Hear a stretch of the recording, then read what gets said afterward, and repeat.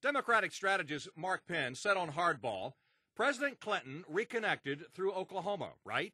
Chris Matthews interjected, because of the bombing down there. Penn continued, and the president right now, he seems removed.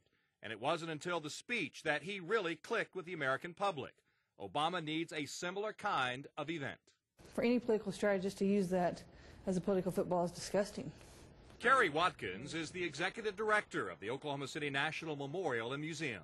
When you look at his comments, I just think it's very irresponsible because we're really working hard to teach about the impact of violence, and it's not a game. I mean, these are human lives. Not only is it offensive, but it's false. News 9 political analyst Scott Mitchell also believes Penn's entire premise about Clinton is wrong.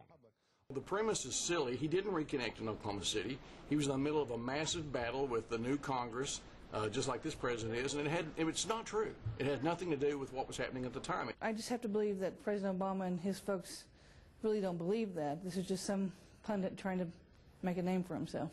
And both took note that no one on the MSNBC panel stepped up and said, don't put a terrorist attack out there as a way to save a presidency.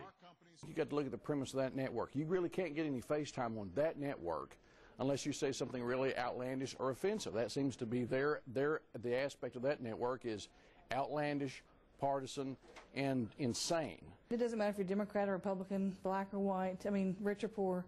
We're all Americans. In the end, we've got to come together and fight these problems. We have enormous struggles this country is facing, and we've got to figure out how to do it together.